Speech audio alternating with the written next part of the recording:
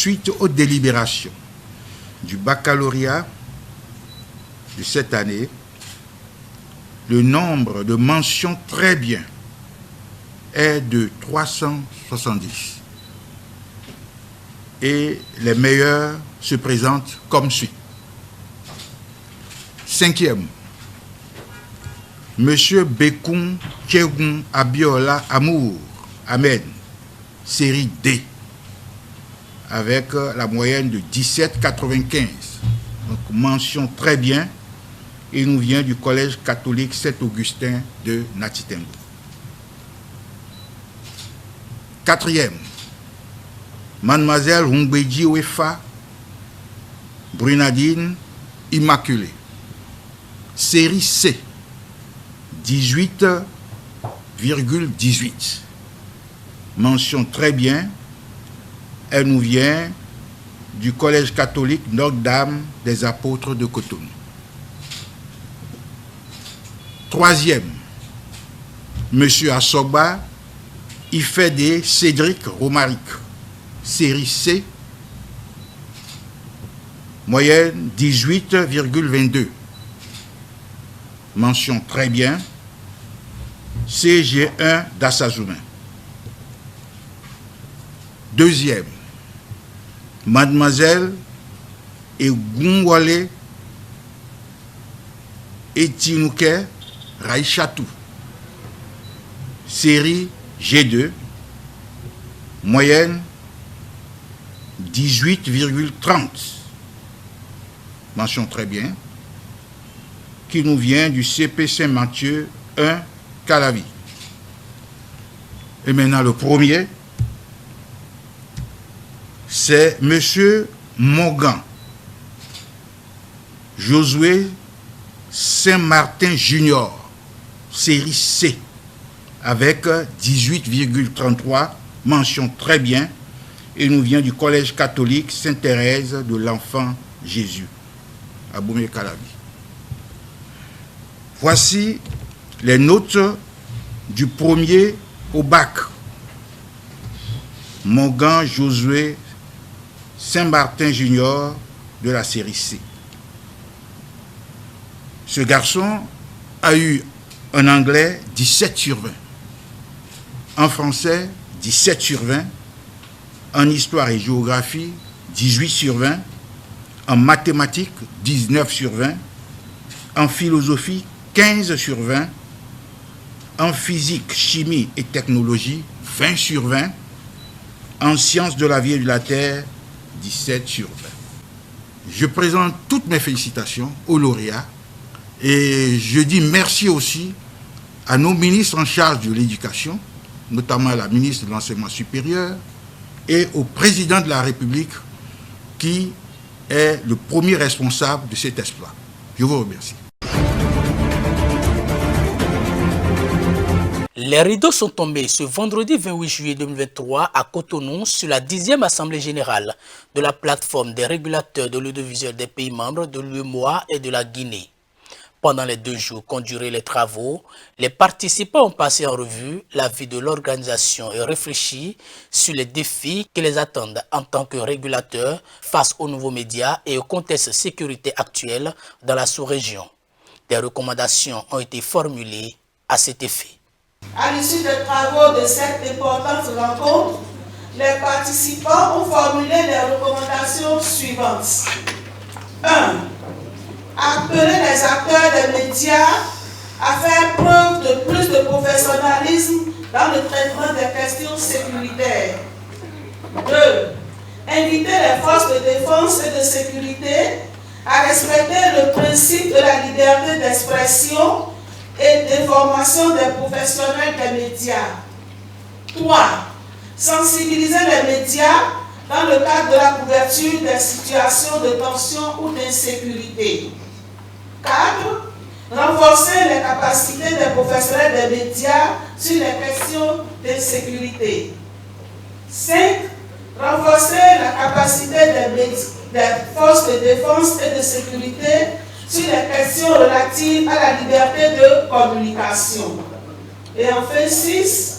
Créer un cadre de concertation permanent entre les professionnels des médias et les forces de défense et de sécurité pour l'exécution sans anicroche de leurs missions respectives.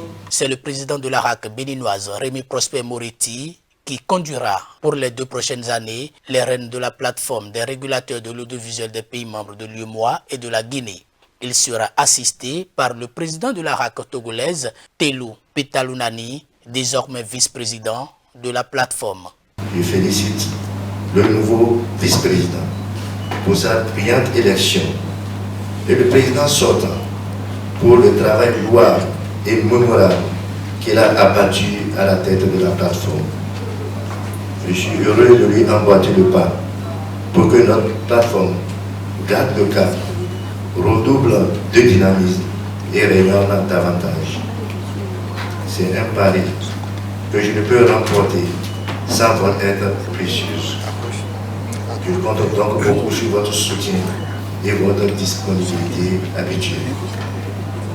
En ce qui concerne l'insécurité, je suis sûr qu'elle sera vaincue et les auteurs neutralisés grâce à la collaboration étroite de nos États et à la veille constante de chacun de nos régulateurs pour décourager les pyromanes tapis dans les rangs de nos médias.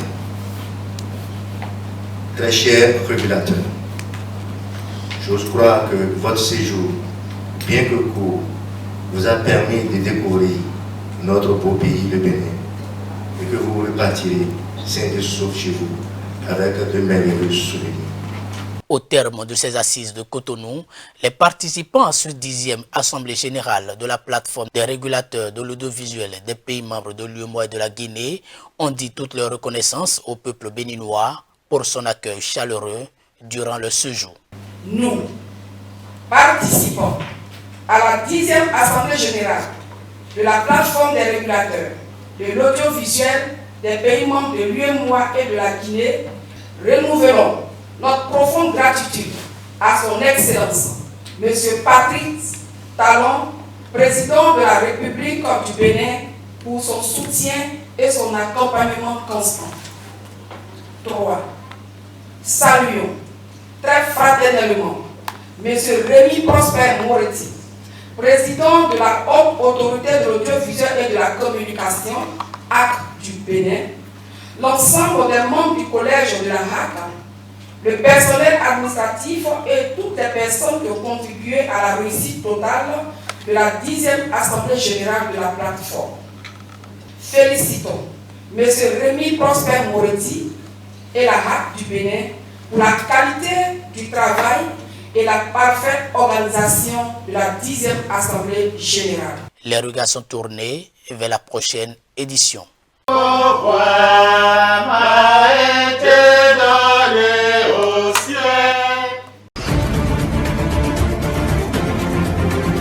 Chers braves artisanes et artisans exposants, je voudrais vous rendre un vibrant hommage et vous exprimer toute notre admiration et estime. Le fruit de votre imagination nous permet d'apprécier l'esprit créateur béninois, en particulier, et africain en général. Nous ne cessons d'être fascinés par votre génie et savoir-faire capable de donner vie, forme, expression et beauté à toute matière. Nous sommes satisfaits de mémoire d'artisans, l'organisation qui a été faite à travers les infrastructures et tout le dispositif d'accueil et de vente est de très bonne facture.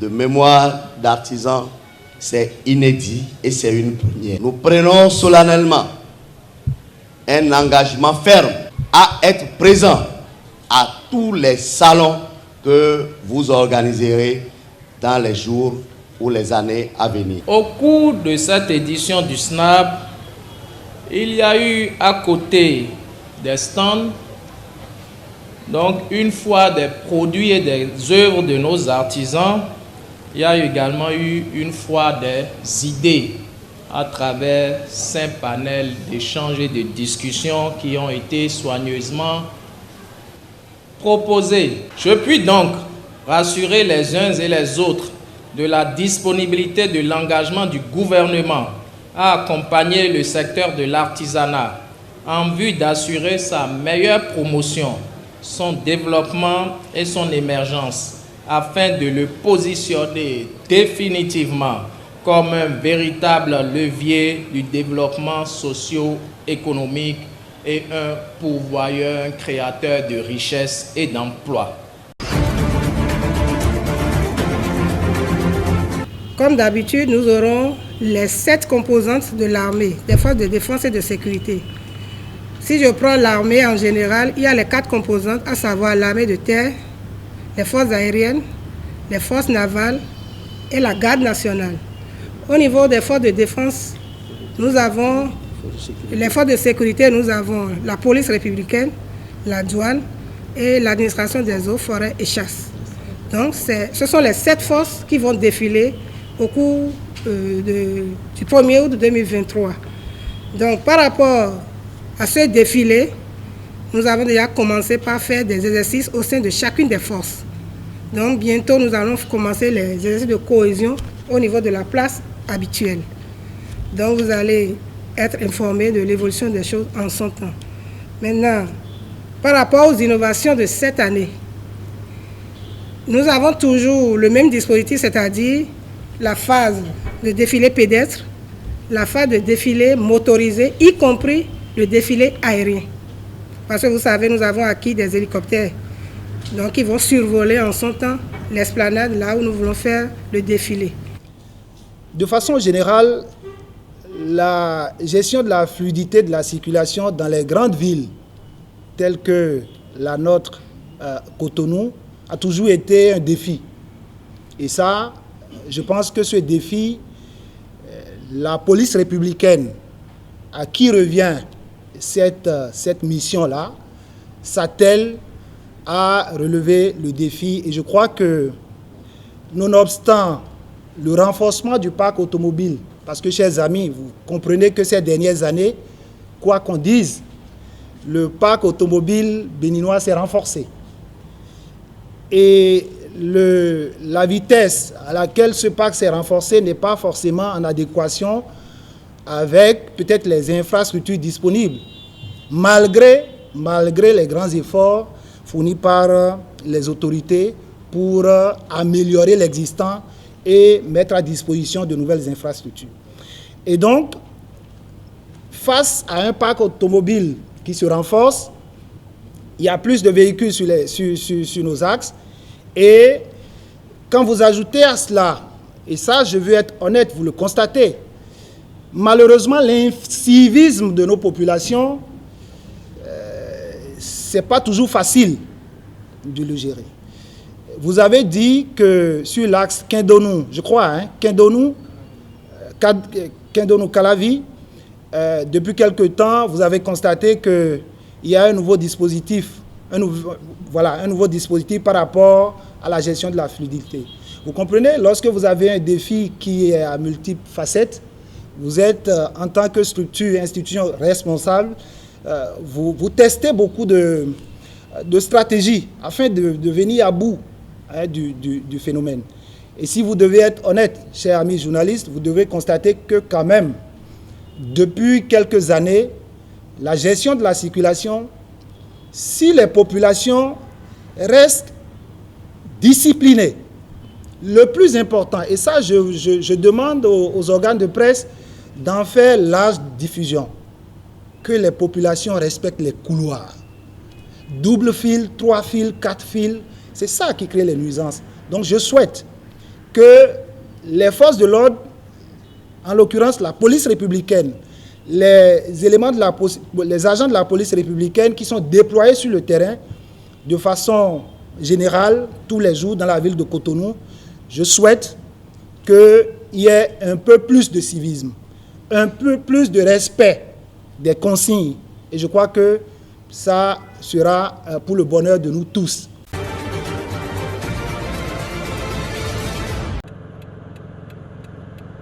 Le nouvel homme fort du Niger n'est autre que le chef de la garde présidentielle, le général Abdourahmane Tiani. Il s'est adressé au peuple nigérien ce vendredi, 2 jours après le coup d'État contre le président Mohamed Bazoum. L'action du CNSP est motivée par la seule volonté de préserver notre chère patrie face, d'une part, à la dégradation continue de la situation sécuritaire de notre pays, et cela sans que les autorités déchues ne nous laissent entrevoir une véritable solution de sortie de crise. D'autre part, la mauvaise gouvernance économique et sociale. Dans son message à la nation, il a assuré à la communauté internationale que le CNSP est disposé à respecter tous les engagements internationaux pris par le Niger. Je réitère l'appel du Conseil national pour la sauvegarde de la patrie à la sérénité, au calme, à la vigilance et à un sursaut patriotique. Pour qu'ensemble, à l'unisson, nous puissions relever les défis sécuritaires, économiques, sociaux évoqués plus haut. À l'endroit de la communauté internationale, le Conseil national pour la sauvegarde de la patrie réaffirme sa volonté de respecter tous les engagements internationaux souscrits par la République du Niger ainsi que des droits de l'homme. Le général Tchiani, haut gradé réputé discret, commande la garde présidentielle depuis sa nomination en 2011 par Issoufou Mamadou, prédécesseur de Mohamed Bazoum.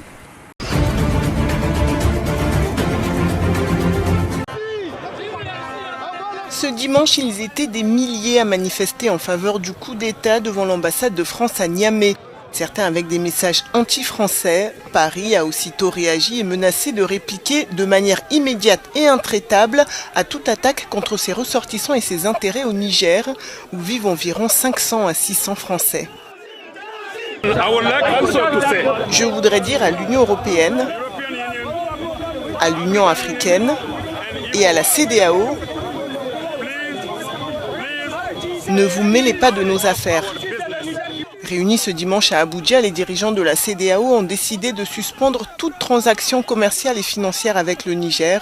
Ils ont donné un ultimatum d'1 semaine aux putschistes pour rétablir l'ordre constitutionnel et n'excluent pas un recours à la force. L'objectif de cette rencontre est la validation d'un plan d'agression contre le Niger à travers une intervention militaire imminente à Niamey en collaboration avec des pays africains non membres de l'organisation et certains pays occidentaux. Nous rappelons une fois de plus à la CEDEAO ou tout autre aventurier notre ferme détermination à défendre notre patrie. Alors que le président tchadien est arrivé à Niamey, l'ex-président nigérien Mahamadou Issoufou a annoncé vouloir trouver une solution pour libérer Mohamed Bazoum, son successeur déchu.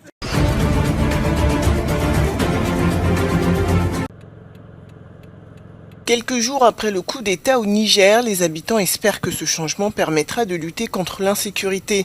Sur 6 de ces 7 frontières, le pays fait face à des groupes djihadistes comme Boko Haram et des groupes liés à Al-Qaïda ou l'État islamique. Pensons que l'arrivée des militaires à la tête du pays va nous donner un peu plus d'espoir en pensant que leur arrivée va faire en sorte que la situation d'insécurité va changer et que nos laborieuses populations pourront vaquer à leurs travaux champêtres et que les écoles qui sont fermées. Il y a un mal qui est là, qu'on a vécu et qu'on a senti dans nos chairs, ça fait pratiquement combien de temps?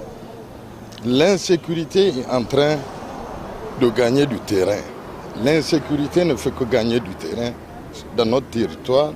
À mon point de vue, il est tout à fait normal qu'un changement advienne. Lorsque il n'y a pas de paix, il n'y a pas de sécurité, ça veut dire que 80% tout simplement de la nation est en danger. Et c'est ce à quoi nous avons assisté jusqu'à cet avènement-là de manière impuissante.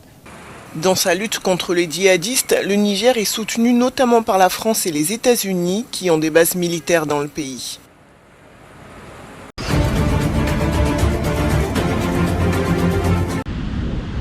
Ces petits monticules de sable qui parsèment cette plage du nord du Sénégal sont en fait des tombes.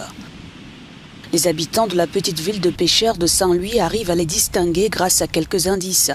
Nombre de ces jeunes enterrés ici ont voulu rejoindre l'Europe par la mer. Je cherche mes neveux depuis 3 semaines maintenant sans aucune nouvelle d'eux.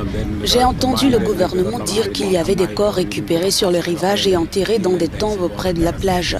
C'est vraiment terrible, explique cet homme. Les enterrements sur la plage ont lieu depuis des années, mais leur nombre a explosé en 2023, avec environ 300 corps au cours des 7 premiers mois de l'année, contre un peu plus de 100 pour l'année 2022. Cet homme a déjà tenté l'aventure, il témoigne. J'ai perdu beaucoup de personnes, même mon ami Abdourahmane, j'ai perdu de l'argent. C'est la première fois 250 000, la deuxième 400 000, puis la mer c'est pas bon. Bon, actuellement, j'ai perdu tout. J'ai perdu l'argent, j'ai perdu mes habits, j'ai perdu mon ami, même des personnes. Donc, c'est vraiment compliqué. Et je te conseille que si c'est un gars qui prépare pour aller à l'Espagne, il ne faut pas prendre des pirogues. Il faut prendre un avion. Les autorités ont dévoilé un plan contre l'immigration clandestine qui devrait réduire les initiatives de plusieurs jeunes Sénégalais. La route migratoire des Canaries connaît ces dernières semaines un net regain d'activité au départ des côtes du nord-ouest de l'Afrique.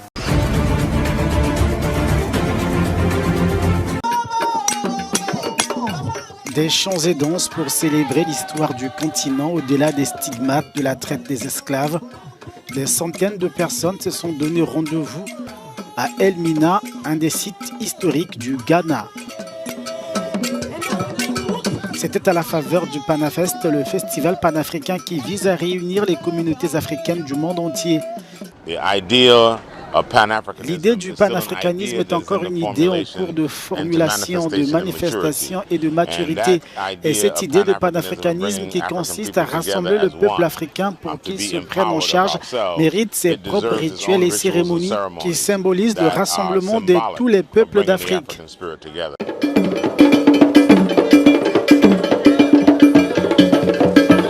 Alors qu'il se tient tous les 2 ans, l'engagement a été pris pour en faire un événement annuel dont il permet de vendre la destination Ghana.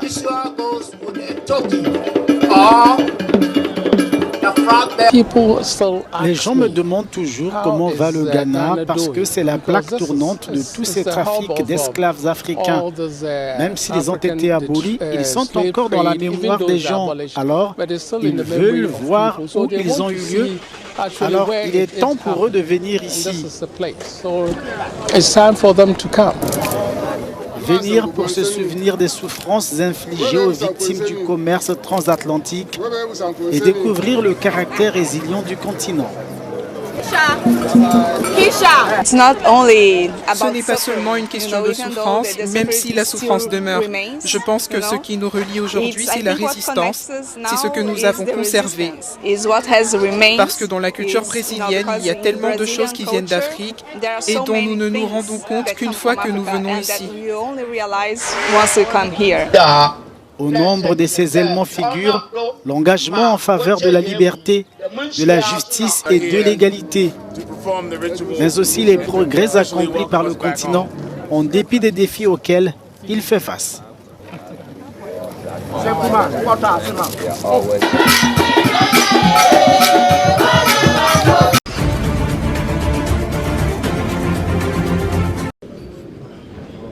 Ousmane Sonko n'en a pas fini avec ses ennuis judiciaires. Arrêté vendredi, l'opposant sénégalais est poursuivi notamment pour appel à l'insurrection. Une procédure qui, selon le procureur de la République, n'a rien à voir avec l'affaire de Mœurs pour laquelle il a été condamné en juin et qui a engendré de graves troubles. Il sera poursuivi pour appel à l'insurrection, association de malfaiteurs, atteinte à la sûreté de l'État, complot contre l'autorité de l'État, actes et manœuvres à compromettre la sécurité publique et à créer des troubles politiques graves, association de malfaiteurs en lien avec une entreprise terroriste, mais également de vol.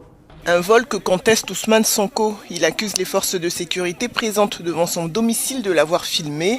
Il aurait demandé d'effacer les images en vain. Ousmane Sonko a lui-même reconnu avoir arraché violemment le téléphone portable d'une dame gendarme. Et ces faits sont qualifiés juridiquement de vol. Ça a été un peu ridiculisé dans les réseaux sociaux en parlant qu'Ousmane Sonko a été arrêté pour vol. Mais en réalité, c'est l'élément déclencheur de son arrestation, qui était d'ailleurs imminente. Par conséquent, il sera également poursuivi pour vol. L'opposant sera interrogé lundi par un juge qui décidera ou non de retenir les charges qui pèsent contre lui. Candidat à la présidentielle, Ousmane Sonko avait été condamné en juin à 2 ans de prison ferme dans une affaire de mœurs, un verdict qui le rend inéligible en l'état.